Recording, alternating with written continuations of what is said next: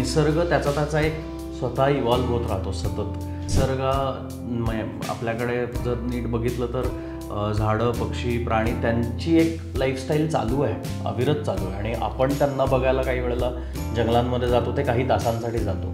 So nature trail म्हणजे तुम्ही जंगलात पायी फिरू शकता. सो पायी फिरताना तुम्हाला जंगलाबद्दल, झाडांबद्दल, पक्ष्यांबद्दल, किड्यांबद्दल आणि तिथल्या इतर प्राण्यांबद्दल थोडीशी माहिती मिळवता येते. सो आम्ही बेसिकली टायगर रिझर्व्स किंवा टायगर सफारीजचं नाव बदलून ते जंगल सफारी आहे हे कळलं पाहिजे लोकांना, की तुम्ही पैसे वाघ बघण्याचे नाही देत तर जंगल बघण्याचे देता. पण बरेचदा लोकांची अपेक्षा असते की आम्हाला वाघच दाखव किंवा बिबट्याच दाखवा.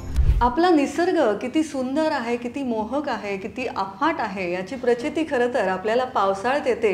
कारण पाऊस जेव्हा पडतो तेव्हा आपलं लक्ष खिडकीतून बाहेर जातं आणि मग आपल्याला कळतं की आपला निसर्ग तर फारच सुंदर आहे.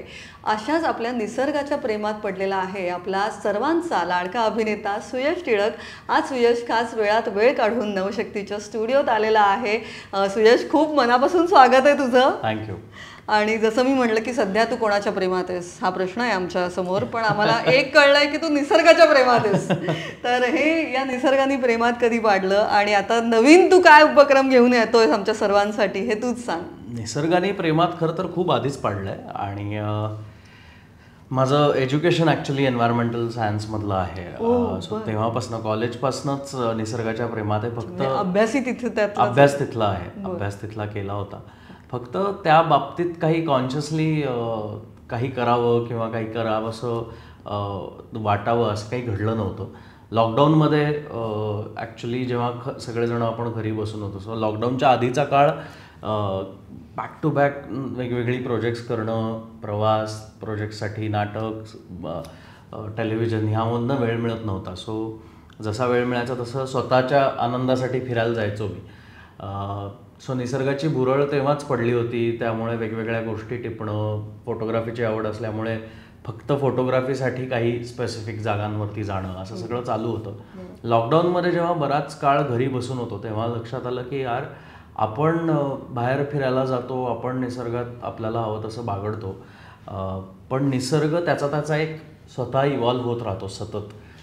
निसर्ग आपल्याकडे जर नीट बघितलं तर झाडं, पक्षी, प्राणी त्यांची एक लाईफस्टाईल चालू आहे, अविरत चालू आहे. आणि आपण त्यांना बघायला काही वेळेला जंगलांमध्ये जातो, ते काही तासांसाठी जातो, पण ते त्यांचं एक लाईफ वेगळं जगतायत आणि अनेक वर्ष जगतायत. ते स्वतः इव्हॉल्व्ह होत आहेत, एकमेकांबरोबर कसं कोएक्झिस्ट करायचं ते शिकतायत. सो खूप छान पद्धतीने त्यांची एक वेगळी पॅरलल लाईफस्टाईल चालू आहे.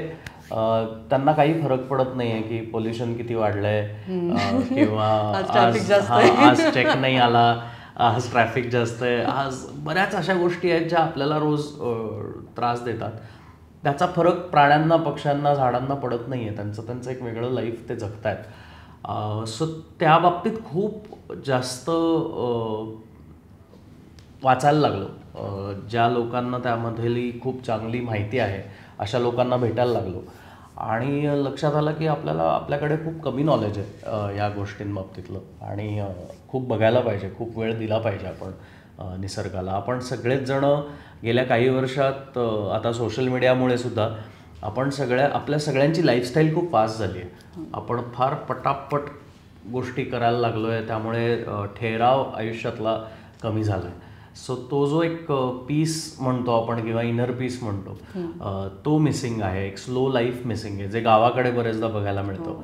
गावाकडे गेल्यानंतर तुम्ही दिवसभरात गावातल्या लोकांबरोबर कसा वेळ निघून जातो कळत नाही, कारण त्यांच्या लाईफस्टाईलमध्ये फार घाई नाही आहे, ते निवांत गोष्टी करतात. सो अशा पद्धतीची लाईफस्टाईल खरं तर खूप मनाला शांतता देते, खूप प्रसन्न करतं मन. म्हणून त्या बाबतीत काहीतरी करावं आणि त्या संदर्भात आपल्याला काही कॉन्शियसली काही करता येईल का म्हणून बायोडायव्हर्स ट्रेल्स नावाचा एक नवीन कंपनी सुरू केली आहे, ज्या अंडर आम्ही वेगवेगळ्या ठिकाणी म्हणजे भारतभर सफारीज तर करतोच वेगवेगळ्या जंगलांमध्ये, पण सफारीज व्यतिरिक्त जिथे जिथे अशा जागा आहेत जिथे नेचर ट्रेल्स करणं पॉसिबल आहे, जिथे जंगलांमध्ये चालत फिरणं पॉसिबल आहे. हो, कारण बरेच म्हणजे आता नेचर ट्रेल हा शब्दही काहींना नसेल माहिती, जसं तू म्हणलास की जंगल सफारी आता माहिती झाली आहे थोडेफार लोकांना, पण नेचर ट्रेल बद्दल थोडंसं सांग, काय असतं? सो नेचर ट्रेल म्हणजे तुम्ही जंगलात पायी फिरू शकता.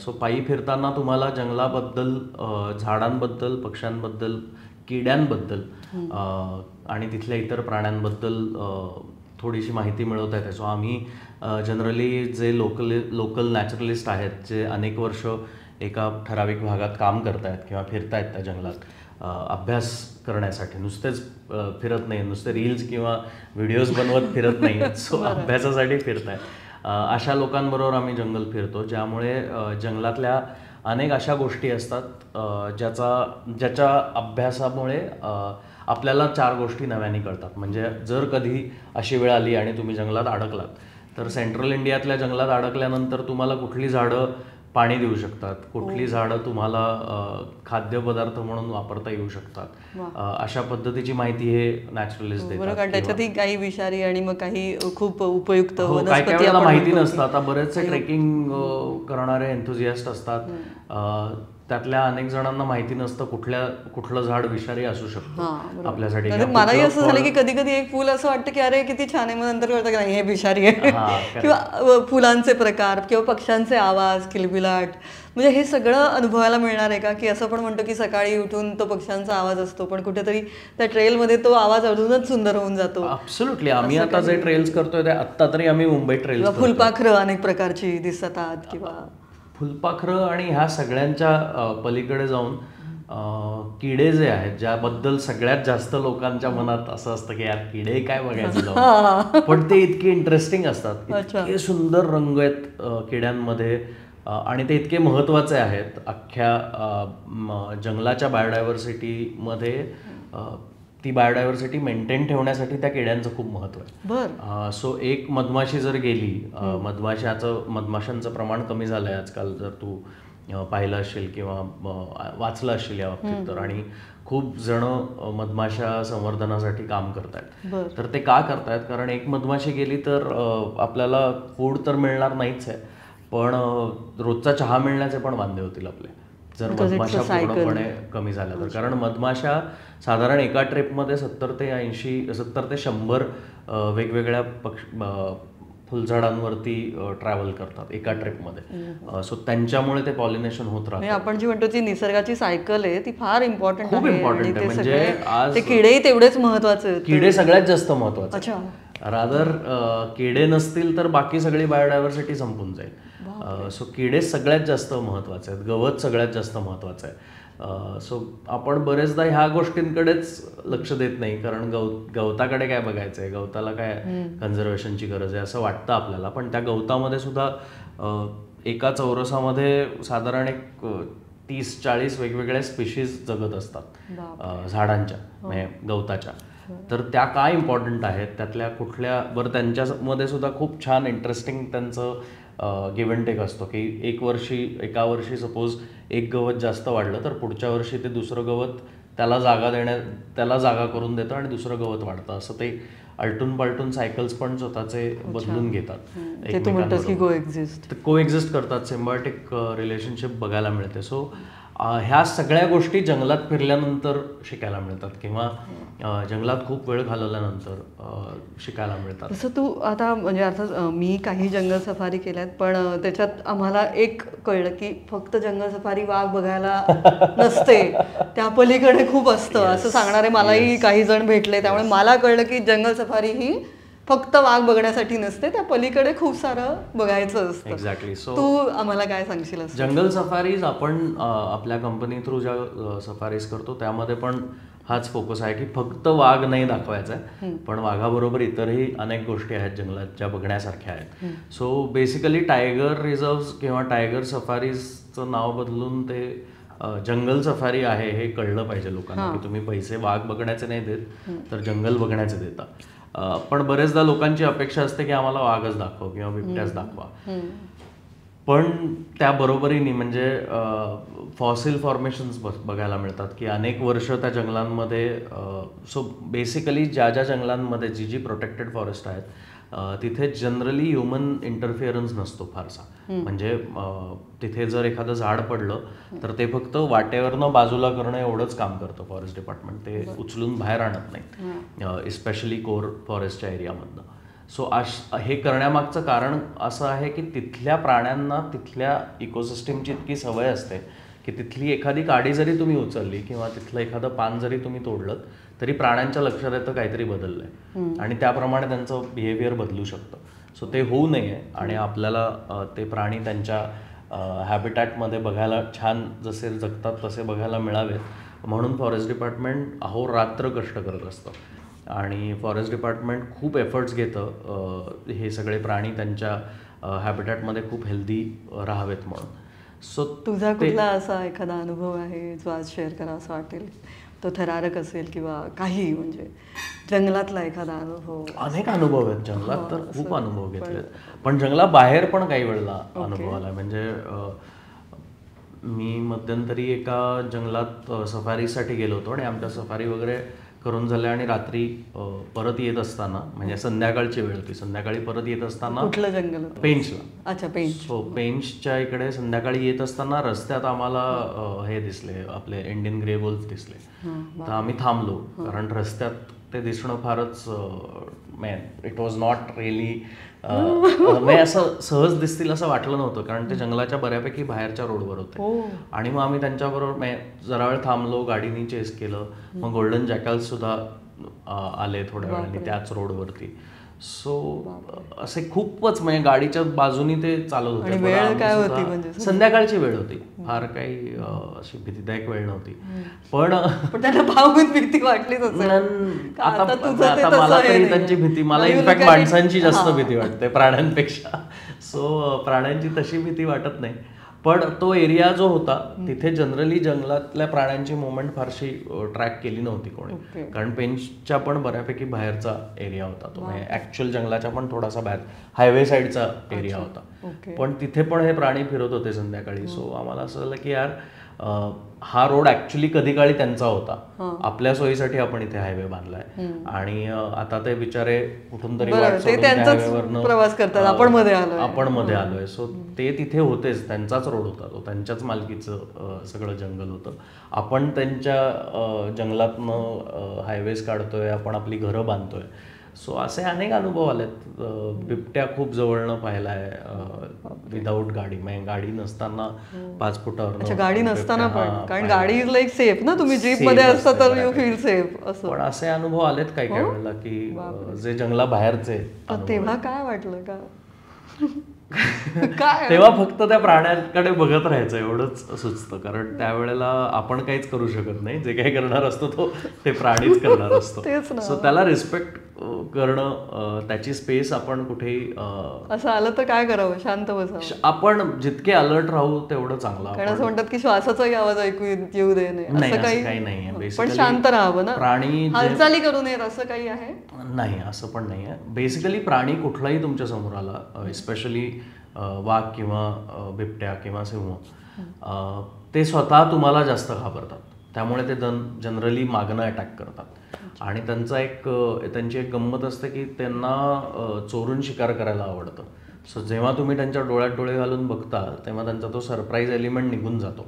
त्यामुळे ते पण वाट बघत असतात की तुम्ही काय करताय आणि आपण पण वाट बघत असतो की आता हा काय करतोय. सो अशा वेळेला ऍक्च्युली तुम्ही आहात त्यापेक्षा जास्त मोठं अपिअर व्हायचा प्रयत्न करायचा असतो किंवा असा आवाज करायचा जेणेकरून त्यालाही वाटेल की आपण घाबरलो नाही आहोत आणि आपण कॉन्फिडंट आहोत. सो बेसिकली सगळेच वाईल्ड ॲनिमल्स हे माणसांना जास्त घाबरतात कारण माणसाने खूप त्यांना त्रास दिलेला आहे आतापर्यंत. आणि त्यांचा जास्त हिंसक आहे डेफिनेटली.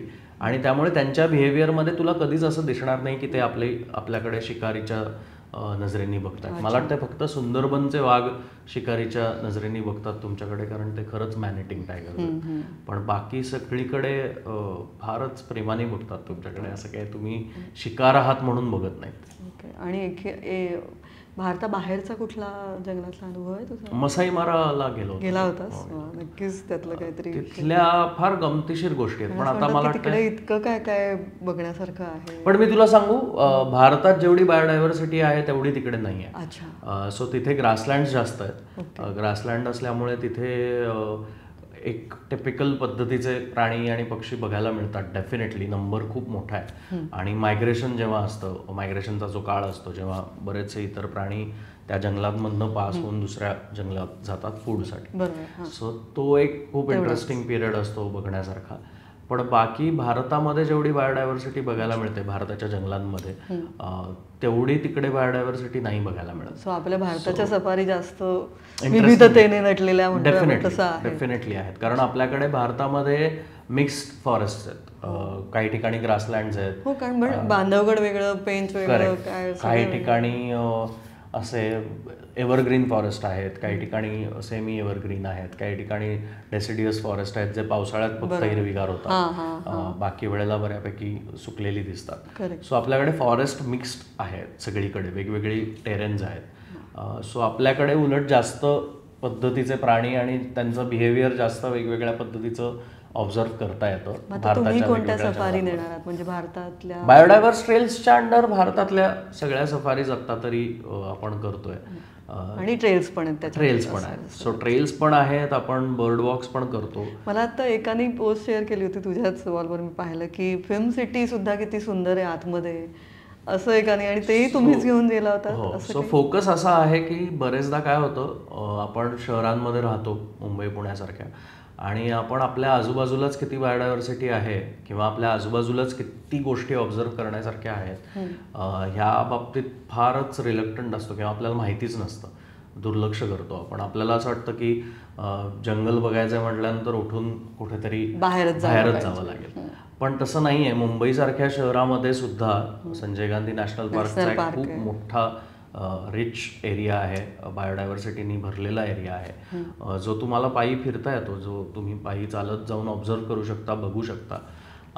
सो बेसिकली आमचा फोकस तोच आहे की तुम्ही कन्झर्वेशन करायचं किंवा या गोष्टींबाबतीतलं नॉलेज घ्यायचं म्हणून उठून कुठल्या तरी मोठ्या जंगलात जाण्याचीच गरज नाही आहे. It can start right next to your door. So literally घराच्या बाजूला तुम्ही कन्झर्वेशनसाठी काम सुरू करू शकता किंवा अभ्यास सुरू करू शकता. म्हणून आम्ही मुंबईतले ट्रेल्स करतोय. पण मुंबईबरोबर अजूनही बरेचसे असे एरियाज आहेत, जसं माथेरान आहे, चिपळूण आहे, देवरुख आहे, जिथे अनेक नॅचरलिस्ट खूप चांगलं काम करतायत ऑलरेडी. म्हणजे तुमचा उद्देश हाच आहे, यामागे काय आहे तो थोडासा स्पष्ट कर, की निसर्गाकडे कसं बघावं. आणि तसं आपण म्हणतो की आता तर ग्लोबल वॉर्मिंग सारखा विषय आहे किंवा झाडं लावा, झाडं जगवा, आपण सगळेच म्हणतोय, पण प्रत्येकाला ते समजत नाहीये, प्रत्येकापर्यंत ते पोहोचत नाहीये. तुमचा काय उद्देश आहे? बरेचदा काय होतं ना, म्हणजे मी गिल्टी आहे या बाबतीत थोडासा, की आपल्याकडे मालिका सिनेमांमध्ये प्राण्यांचं खूप चुकीचं इंटरप्रिटेशन दाखवलं गेलंय काय काय वेळेला. ते फिक्शनल असतं, जसं की नागिण रिव्हेंज घेते किंवा घुबडाचं काहीतरी स्टोरीज आहेत की घुबडाकडे बघितल्यानंतर किंवा घुबडाला काही आपण त्रास दिल्यानंतर तो आपल्यावरती रिव्हेंज घेतो वगैरे, असे अनेक गैरसमज आहेत.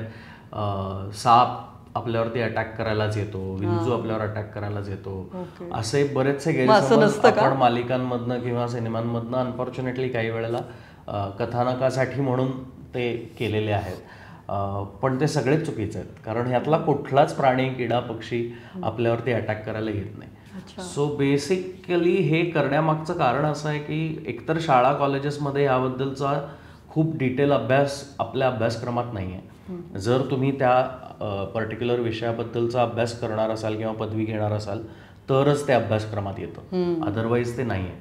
आणि मला नेहमी असं वाटतं ना की जंगलाबाबतीत शिकायचं तर तुम्हाला जंगलात जाऊनच शिकता येतं, किंवा झाडांबाबतीत शिकायचं तर तुम्हाला ते झाड कसं आहे, त्या झाडाला हात लावल्याशिवाय तुम्हाला कळणार नाही की त्याचं टेक्स्चर कसं आहे. तुम्ही कितीही चांगले फोटोज काढा, तुम्ही कितीही कुठेतरी शाळांमध्ये हे विविध उपक्रम सुरू केले पाहिजेत. पण ते आता आम्ही जितकं जंगलात घेऊन जातोय लोकांना तेवढं. मी आता जसं मुंबईचं म्हणालो, मुंबईत इतकं सुंदर, इतकं डेन्स फॉरेस्ट आहे हे मुंबईकरांनाही, बऱ्याच कमी मुंबईकरांना हे माहिती आहे की इथे पायी चालता येतं आणि इथे छान 5-6 तास तुम्ही छान आरामात जंगलात राहू शकता, काही होणार नाहीये तुम्हाला, तुम्ही उलट जंगल चांगला अनुभवू शकता. सो हा बेसिकली आपल्या मुंबईसारख्या मेट्रो सिटीमध्ये सुद्धा हे आहे. सो मुंबई एकमेव मेट्रो सिटी अख्ख्या जगात जिथे इतकं मोठं फॉरेस्ट आहे. इतकी पॉप्युलेटेड सिटी असून सुद्धा एक एवढं मोठं फॉरेस्ट इथे थ्राईव्ह करतंय, अजूनही जगतंय आणि त्याचं ग्रो होत आहे. ही एकमेव अख्ख्या जगातली एकमेव सिटी आहे अशी. बाकी कुठल्याही शहरांमध्ये तुला एवढं मोठं फॉरेस्ट सापडणार नाही. मग खरं तर आपण ते अजून व्हॅल्यू केलं पाहिजे आणि जास्त ऍक्च्युली. त्यामुळे बरेचदा काय होतं ना की आम्हाला काय फरक पडतोय कुठली तरी झाडं कापली गेली तर, किंवा आपल्यासाठीच आपल्या विकासासाठीच झाडं कापली जात आहेत ना, असे जेव्हा आर्ग्युमेंट्स होतात तेव्हा खूप वाईट वाटतं. मला असं होतं की यार तुम्ही एकदा जाऊन बघा ती झाडं काय पद्धतीने सर्व्हाइव्ह करतात. म्हणजे एक 100 वर्ष जुनं झाड बघितल्यानंतर आपल्याला कळतं आपण किती छोटे आहोत, कारण ते इतकं मोठं वाढलेलं असतं आणि त्याचे रूट्स इतके खालपर्यंत आणि पूर्ण जंगलभर पसरलेले असतात आणि ते झाड इतर इतक्या झाडांना बरंच काही शिकवत असतं किंवा सहारा देत असतं. ते बघून असं होतं की यार आपण एवढूसे आहोत. म्हणजे लिटरली मी माझे काही फोटोज काढलेत आम्ही, तर आपण एवढूसे दिसतो त्या झाडांसमोर. इतकी मोठी विशाल झाडं आहेत ती, आणि मुंबईत म्हणजे मी कालच असं वाटलं की वाचली एक कोट की I like to explore those places where me and my problems become tiny. Exactly. आपण जे तू म्हणतोय आपण आता बरेचदा आपल्याकडे प्रदूषण वाढतंय, आपण म्हणतो पोल्युशन वाढतंय किंवा मुळात हे करण्यामागचा हेतू जर विचारलास मला तर अजून 5 वर्षांनी अशी वेळ येऊ शकते की अजून नॅचरल कलॅमिटीज येऊ शकतात किंवा खूप पोल्युशन आणि पॉप्युलेशनचे प्रॉब्लेम्स येऊ शकतात. त्यावेळेला सर्व्हाइव्ह कसं करायचं हा प्रश्न जर समोर उभा राहणार असेल तर बाबा मी कुठली झाडं माझ्या आजूबाजूला ठेवली पाहिजेत, कुठले किडे प्राणी पक्षी मी माझ्या आजूबाजूला आले तरी काही त्यांना त्रास नाही दिला पाहिजे आणि उलट त्यांचं ते जतन केले पाहिजे. हे कळण्यासाठी आम्ही हे ट्रेल्स करतोय किंवा हे कळण्यासाठी हा सगळा अट्टहास चालू आहे. तोच निसर्ग आपल्याला कसा वाचवणार आहे हे कळलं पाहिजे. ऍब्सोल्युटली. म्हणजे आता काही झाडं आहेत, काही वेली आहेत जुन्या ज्याच्यात पाणी स्टोअर केलं जातं, झाडं स्वतःच करतात ते, किंवा काही झाडांचा जो आतला लेअर असतो त्यामध्ये फूड स्टोअर्ड असतं, बाहेरनं ते बऱ्यापैकी कवर्ड असतं. सो काही झाडांमध्ये उलटं दिसतं की बाहेरचा सगळा जो लेअर आहे तो लिव्हिंग मॅटर असतो, आतला मधला जो गाभा असतो तो डेड मॅटर असतो. आता हे आपल्याला जोपर्यंत आपण ती झाडं बघत नाही, रेग्युलरली बघत नाही, तोपर्यंत ती सवयीची होणार नाही. आपण घरी बरेचसे जण आता गार्डनिंग करायला लागलेत, घरी कुंड्या लावायला लागल्यात, त्यातल्याही बऱ्याचशा झाडांची माहिती नसते आपल्याला, किंवा वृक्षारोपणाच्या मोठ्या मोठ्या इव्हेंट्स केल्या जातात, प्लांटेशन ड्राईव्ह होतात, पण कुठली झाडं लावली पाहिजेत, कुठली नेटिव्ह, आपल्याकडची झाडं कुठली आहेत, कुठली झाडं लावल्यानंतर जास्त प्रमाणात प्युरिफिकेशन होणार आहे. जसं आता बांबूचं जर तू बघशील तर, तू जंगलांमध्ये बघशील तर अनेक ठिकाणी तुला बांबू छान सर्वाइव्ह आणि थ्राईव्ह होताना दिसेल. तर bamboo is a very effective pollution controller, कारण बांबू खूप मोठ्या प्रमाणात, बांबू हे मोठं गवत आहे खरं तर, सो बांबू खूप मोठ्या प्रमाणात CO2 ॲब्झॉर्प्शनचं काम करत आहे. पण हे आपल्याला माहिती नसतं. सो खूप गोष्टी आहेत अशा ज्या लोकांना जंगलांमध्ये जाऊन दाखवायला पाहिजेत की पाली सरडे यांच्याकडे बघून किळसवाणं वाटण्यासारखं काहीच नाही. ते आपले उलट मित्र आहेत, साप आपले मित्र आहेत, कारण ते बऱ्यापैकी हा पेस्ट कंट्रोलिंगचं काम कंटिन्युअसली करत असतात. घुबडं म्हणजे आम्ही हे खूप सहज बोलून जातो, पण हे खूप महत्त्वाचं काम आहे की घुबडं जेवढ्या नंबर्समध्ये पेस्ट कंट्रोल करतंय तेवढं कॉर्पोरेशन पण, स्टाफ पण नाही करू शकत, कारण ते ज्या पद्धतीने हंटिंग करतात रात्री, उंदीर किंवा इतर जे रोडंट्स असतात जे कचऱ्यावर जमा होतात, त्यांचं हंटिंग जेवढ्या इफेक्टिव्हली घुबडं करतात तेवढं बाकी कोणी करू नाही शकत. आपण कितीही पिंजरे लावले, कितीही सापळे लावले तरी ते उंदीर त्याच्यात सापडणार नाही. घुबडं पण खूप महत्वाचे. सगळे निसर्गातला प्रत्येक घटक महत्वाचा आहे. आणि काय होतं ना, निसर्गात कुठलीही गोष्ट बाय कोइन्सिडन्स नाही आहे. Everything has a reason. म्हणजे निसर्गातले रंग सुद्धा तुला काही ना काहीतरी सांगतात. सो निसर्गात लाल रंग आपल्याकडे आता काय धोक्याची सूचना वगैरे असं म्हणून वापरला जातो, पण तो आलाय निसर्गातनं. कारण निसर्गात ज्या ज्या लाल रंगाच्या गोष्टी आहेत त्या generally are poisonous or not good for you or for any other animals also.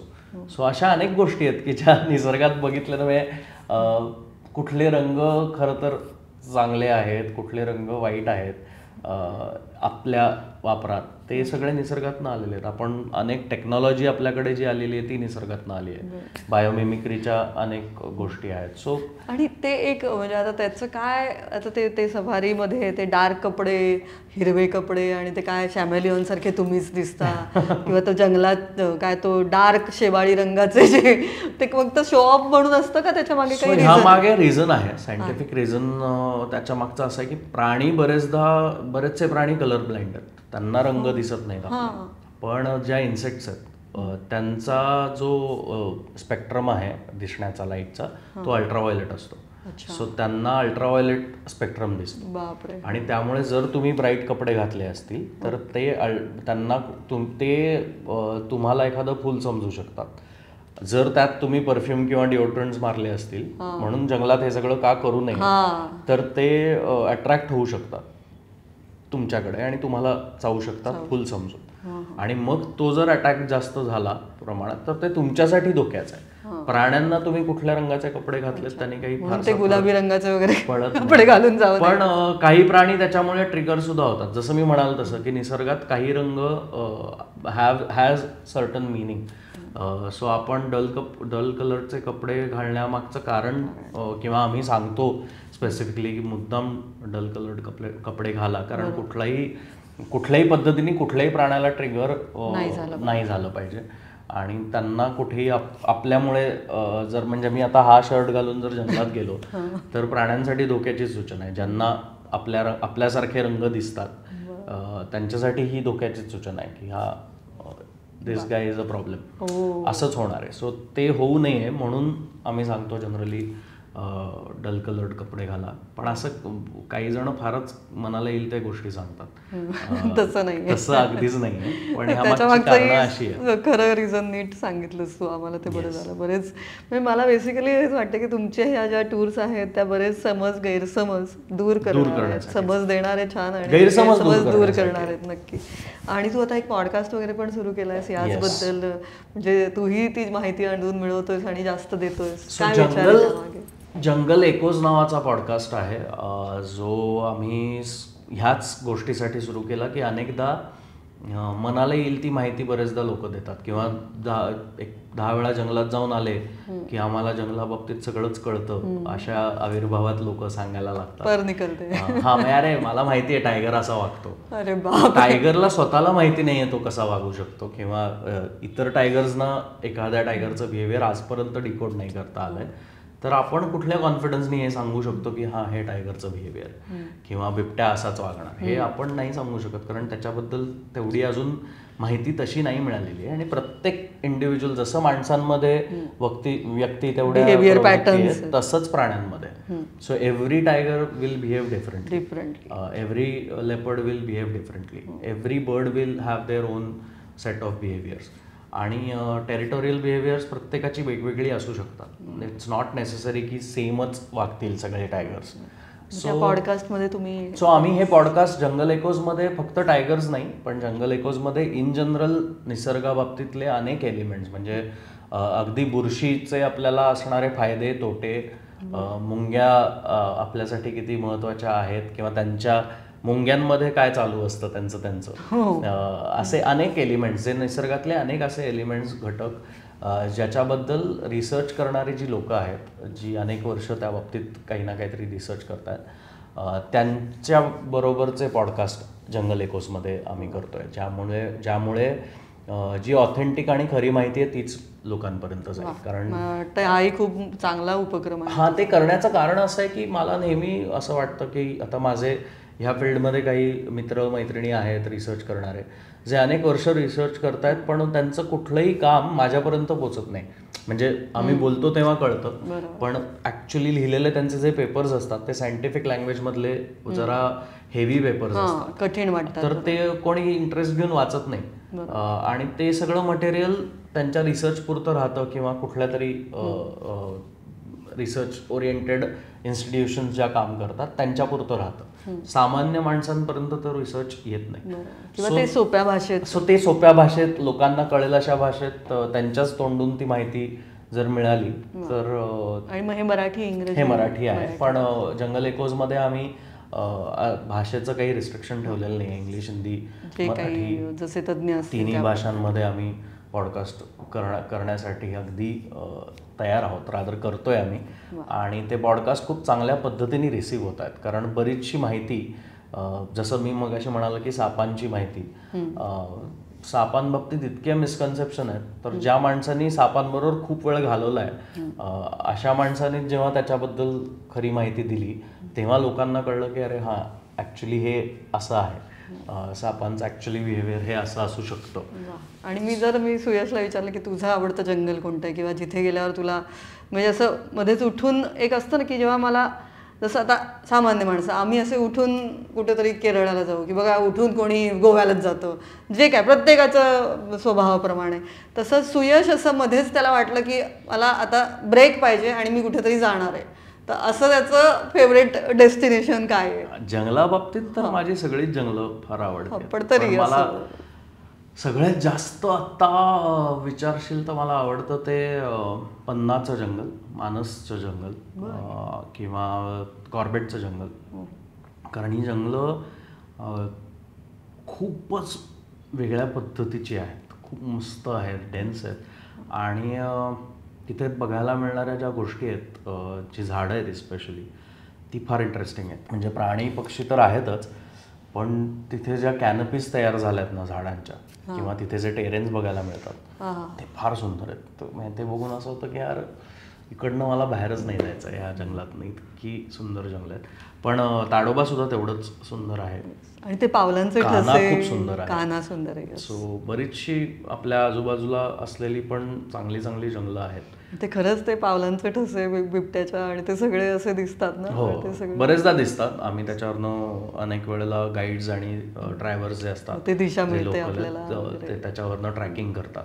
So हेच सगळं ते ॲक्च्युली ते कसं करतात हे पण आम्ही आमच्या बरोबर येणाऱ्या टुरिस्टना सांगायचा प्रयत्न करतो की हे का करतोय आपण, किंवा हे गाईड्स आणि ड्रायव्हर्स का अशा पद्धतीने शांत बसायला सांगतायत किंवा का वेगवेगळे आवाज ऐकायला सांगतायत. सो बरेचदा जंगलामध्ये तू जर शांत बसून राहिलीस ना तर तुला एवढे लांब लांबचे आवाज ऐकायला येतील की तुला असं होईल की अरे हा आवाज पण येतोय जंगलातनं कुठून तरी लांबनं. स्पेशली मॉर्निंग ट्रेल्सला असं जास्त अनुभव असं काही नाही. ओव्हरऑल जंगलात बरेचदा तुम्ही जर शांत राहिलात तर जंगलात खूप वेगवेगळे आवाज, जंगलांच्या वेळेप्रमाणे वेगवेगळे आवाज. बरं, जंगल इतकं इंटरेस्टिंग आहे की दर 5-10 मिनिटांनी जंगल बदलतं.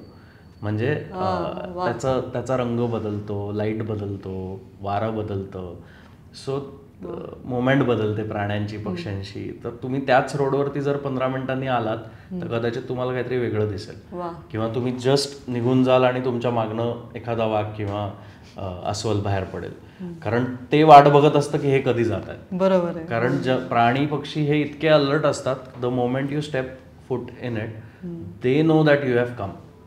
कारण त्यांचे हे सेन्सेस खूप स्ट्रॉंग असतात. वास, डोळे, नाक हे त्यांचे सेन्सेस खूप जास्त स्ट्रॉंग असतात.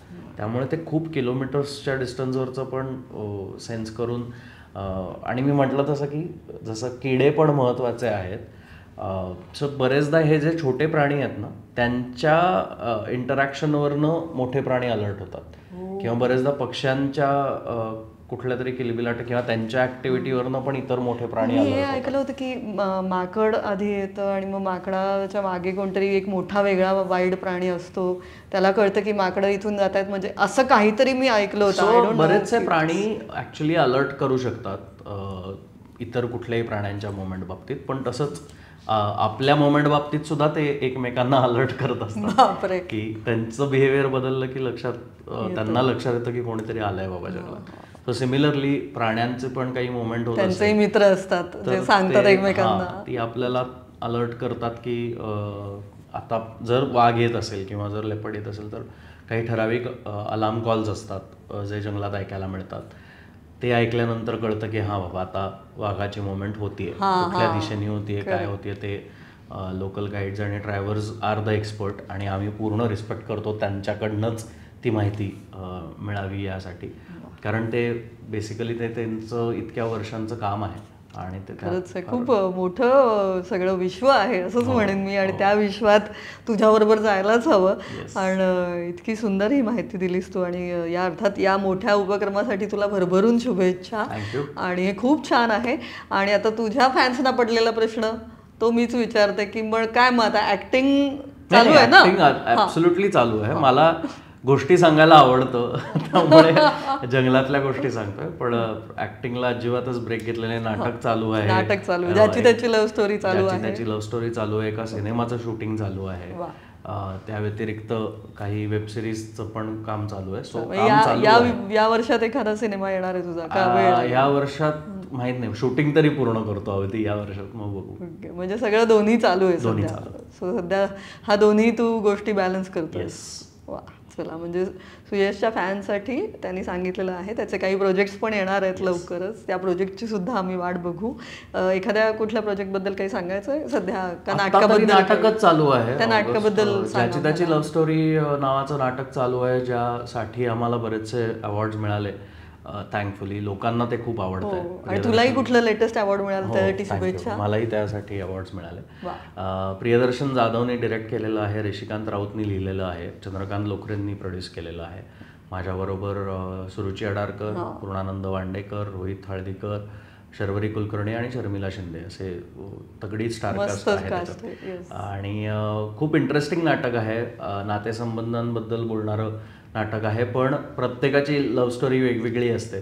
सो प्रत्येकाच्या वेगवेगळ्या लव्ह स्टोरीला हात घालणारं नाटक आहे. आणि त्याच्यात तुम्हाला तुमची लव्ह स्टोरी डेफिनेटली त्याचेही प्रयोग चालू आहेत तुझे. त्याचे प्रयोग आता ऑगस्ट आणि सप्टेंबरमध्ये असतील. वा, चला. म्हणजे एकीकडे आम्हाला सुयशला नाटकात बघता येणार आहे, वेगळे प्रोजेक्ट चालू आहेत आणि बाकी त्याला जंगलात आपण भेटूच. या थँक्यू सो मच सुयश. खूप सुंदर माहिती तू दिलीस आम्हाला. आणि असं छान निसर्गात मस्त बहरत राहा आणि छान छान छान प्रोजेक्ट सकट आमच्याही भेटीला ये.